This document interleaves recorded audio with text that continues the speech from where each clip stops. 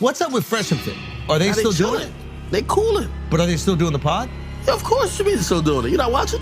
I didn't know that they're still doing the pod. Where can What, you think they died?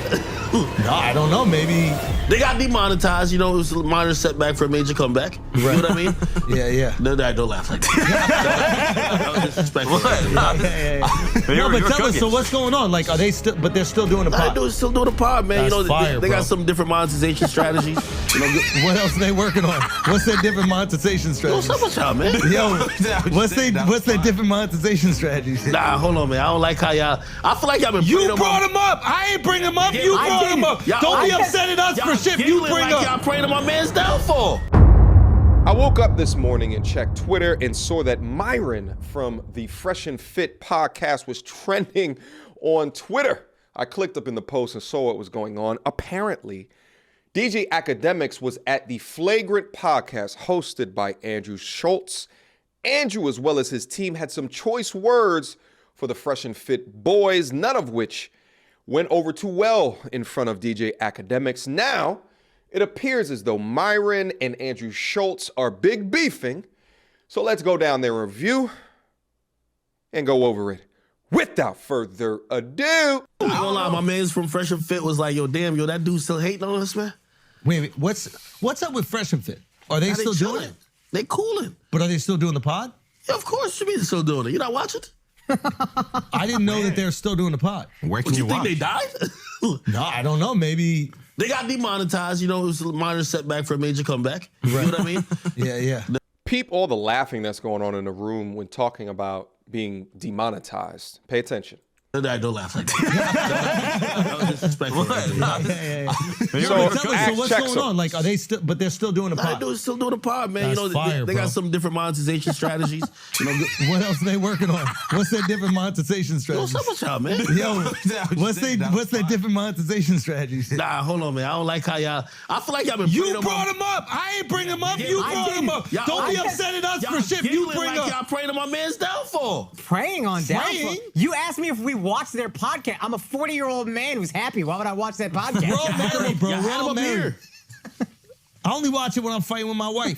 I'll be like, these guys get me. These guys understand, bro. They understand women. 4 days every month that I watch that shit different probably. when you want. Yo, 4 days every On month. the red days. On the red days. You Red day I'm red pill. No, but for real, can you still watch it? Do they have their own website, or how do you It's watch on the YouTube pod? still. What do you think it's at? I thought the podcast got taken off YouTube. No, got demonetized. That's the new What way. does that mean? Flat out, and I don't care if you're on the side of being a married man who doesn't bang with their content, or if you're a writer for RP content, or just a writer in general of the Fresh and Fit podcast. If you laugh about a creator's demonetization or being kicked off of the platform, you can't be mad at any of the backlash that comes your way. But it is weird to watch a room full of cackling men, cackling comedians who are terrified of becoming canceled, laugh at another podcast that was essentially canceled from YouTube. I thought y'all were riders of free speech, and I understand that free speech on YouTube is not there, but to laugh at their downfall is odd. It's almost as if something that they said triggered something in their married, happy wife, happy life minds, and are now utilizing the opportunity to get some comeback. And also, whether or not they're friends or business partners, I respect academics' degree of check within this to understand why that they were all cackling in the room. And at the same time, it seems as though Andrew Schulz was asking genuine questions as if he's just not seen their platform since, which could be a possibility. Getting removed from YouTube significantly hinders your ability to market across the damn world. There is not a video hosting site that is even half as popular or half as big as the total population that watch YouTube today. So what was the response to this? Well, Myron Gaines says on Twitter, Andrew Schulz and Akash Singh are some of the biggest snakes on YouTube. F them and their whole team at Flagrant with 5.5 million views so far. Some of the top comments saying, I'm watching the episode now. It was the saltiest part of their show. They really exposed their liberal sliminess when they kept talking spicy. Big up to Ack for holding it down. This guy says, I don't think you want any beef with Andrew Schulz. You cannot go toe-to-toe with a verbal assassin. You're just asking to get cooked. Going after a comedian, playing a dangerous game. They love the downfall of men, which is why their envy seeps through the screen. They know they have nothing of value to give men. The most feminine reaction possible. Andrew Schulz clapped back. Myron, you are sensitive, talentless, bottom-feeding grifter. Your life's work is renting women and regurgitating other people's talking points. Your arms are not developed enough for the shirts that you wear, and your co-host is pimping you. Merry Christmas. Myron responds, grifter. I've saved thousands of men from suicide, helped them get in shape, invest to create wealth, attract their dream girls, and live better lives. What have you done? Be born with a silver spoon in your mouth and tell shitty jokes with your pussy co-host? Now, honestly, I think this is the most perfect response that Myron could have wrote, but he continued on. We have the same platform size and we've only been on YouTube for 3 years. I think it's odd to compare platform size when Andrew Schulz can sell out arenas. And this is why I think it's a slippery slope to get in a dick measuring contest or a numbers measuring contest or a money measuring contest, because there could be things within the whole pie that you're not considering. Unlike you, we didn't have to suck any industry eggplant from Joe Rogan or Charlemagne to grow, which is an odd statement to me because I can't think of any podcasts that have genuinely grown without dope guests that they've got on their show. That includes Flagrant, and that also includes Fresh and Fit. Just off the bat, I remember them having Kevin Samuels on. I remember them having Kodak Black on. Since my arms aren't developed, how about you stop being an internet tough guy and put on some boxing gloves? Has there ever been any footage of Myron boxing released? If so, I'd love to see it, because asking someone to fight is a lot different than asking someone to box. Street fighting and boxing are completely different things. All my boxers know exactly what it is that I'm talking about. Let's see how many jokes you can make with a swollen face. But a lot of people are saying, damn, Myron is challenging him to box just after one tweet from Andrew Schulz. What a sensitive guy. But a lot of these people don't understand that this is a long-standing beef. Here's a video that I did over a year ago where Fresh and Fit went on the Flagrant You podcast to talk through some of their ideologies. You'll see here over 347,000 views, over 3,000 comments. One of the top comments was from Fresh and Fit saying, great breakdown. And in it, I try to objectively go over the discussions that is being had, one of which I went over the clear contempt that the married men in the room, especially this brother over here to the left, had for the things that were being demonstrated on Fresh and Fit's platform. I'll leave a link to this video in the description as well as the top comment. It's a 20-minute video. Go and review if you want all the history. But let's let Fresh and Fit describe what happened. So what Flagrant tried to do here was virtue signal. Let's keep it 1,000. Yeah. They brought us in, try to demonize us, make us look like the bad guys. I'm not stupid. They had an agenda. Andrew tried to be the good guy. The other guy tried to be the bad guy, and then that loser in the back, whatever the fuck his name is, tried to virtue signal as well when he's dating a white girl. He dates white girls. You know what I mean? Trying to make comments or whatever. So they tried to come in like, don't you guys think you're a little, your views are a little misogynistic or problematic, or what's up with black women, blah, blah, blah. Bro, it's a fucking joke. Aren't you guys considered flagrant? You guys can go ahead and make jokes. And here's the other funny thing too. Akash literally made a video about 10 years ago, right, where he was bashing black women. Yeah, literally. And I found the clip and I said, yo, you're a fucking hypocrite. Here's the other thing too. We, as you guys know, we agree with Andrew on 99% of the things. Now they're saying, oh yeah, Andrew Tate's right about a lot of stuff. Motherfucker, those are our same views. What do you, now you want to go ahead and say, oh no, I agree with Andrew because, you know, it's a cool thing to do right now, etc. But y'all don't, when we say that stuff, you guys have an issue. So, and also Andrew Schulz, he's not smart, bro. He just put the onus on his friends to do it, but he felt the same way. So it's like he's a chameleon. He's like, you know what? Nah, they're cool. Bro, you know what they were doing from the very beginning. Oh, so here's the other thing, too. It's set up. The very interesting thing. Yeah. After the interview was done, are you sure you want us to put that out? Y'all kind of look crazy. I was like, no. Put it out. When we bring a guest on, we show them respect. Hey, what do you not want to be asked, etc. We never try to make our guests look bad.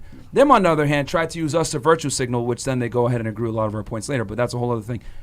At the end, he's like, yo, are you sure you want us to put that out, blah, blah, blah, because, you know, whatever. The reality is this. We made y'all look stupid because we didn't agree or concede with any of your points, and you guys couldn't back up your claims, and you looked really emotional and feminine. And what he did was he cut out a part where the dude, the black dude in the back, interjected in the conversation, was talking about, well, don't you teach men how to coerce women? And I went ahead and debunked that little thing, and they cut that out. And the reason why Andrew cut that out is because his people look stupid, and he didn't put out the full interview. That's Yeah. bad. So my thing is this: the dude in the back made a comment. Well, don't you teach guys how to coerce women into sex or some bullshit like that? He tried to insinuate that. And then I was like, oh, really? And then I went ahead and just explained to him What does that even game, mean, coerce women into sex? He's trying to say that being an attractive guy and using game to your advantage is coercing women. Basically, manipulation, basically. Yeah, and he's Lover trying to... boy method bullshit. In one end, they want to say women are creatures of agency. They can make their own decisions. They're equal to men. That's in one sentence. Then on the other end, now you want to go ahead and sit there and take accountability away from them and say that they're impressionable creatures that could be tricked and fooled. Which one is it? Are they strong and independent and capable of rational thought, or are they stupid-ass bitches that can't make their own decisions? Yeah. That's the problem. They want to pick and choose when women are victims. So literally, honestly, the guys at Flagrant, put the fucking full interview out.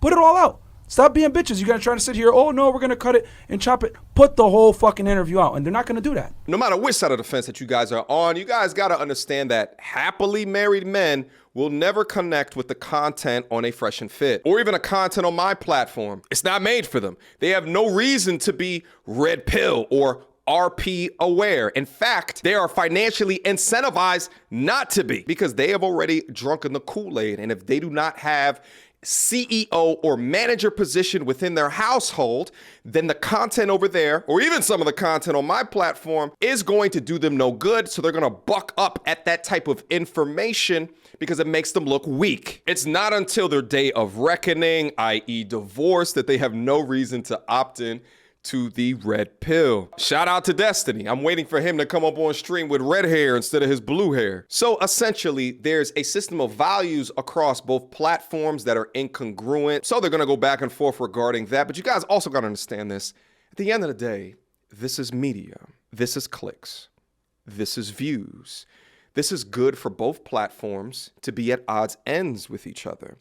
It can be profitable if you have a media in these content streets, and it is always profitable if that beef coincides with a strong community and or audience that you have garnered over time. Why? Because it galvanizes your audience and their audiences to pick sides. Rivalries drive ticket sales. They drive clicks. They drive views. They drive purchases of merchandise. Bulls, Celtics, Duke, Carolina, Cowboys, America's team versus everybody. So while some are saying Myron is being sensitive and calling out Andrew, who I thought was the most respectful in that conversation right there, I think that Myron is doing that because he's playing the media game. I don't think that he hates Andrew, but he may hate these guys right here. But of course, he's going to challenge Andrew to box because he has the biggest name on the podcast. But no matter what anybody thinks, I think it's absolutely wild that a set of comedians are getting at Fresh and Fit for being demonetized or being canceled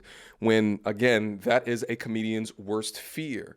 Not being able to communicate a joke because you're thinking of a woke mob coming in attacking you. It seems as though they only value that when it comes to their own art form and not the creative outlet of others that they don't agree with. And within that, I really think that they're letting their wokey shine, and I think that it's nasty work. And as for Andrew Schulz boxing Myron, I don't think that will ever happen. You got to think from Andrew's perspective, really, like, what's in it for him? You know, when you get to that point of multimillionaire, you are less likely to do things for money. The act of putting everything that you are doing right now on hold to go into a boxing camp for several weeks in order to fight for a payout where if you lose, right, like it just seems way too much right now. But I ain't gonna hold you. If it happened, I would watch. Questions, comments, concerns. Y'all already know what to do. Mediocre tutorials and reviews at gmail.com. What do you guys think about this particular situation? Who's right? Who's wrong? How should have they responded? Let me know in the comment box down below. And I'll see you guys soon. Until next time, YouTube. Peace.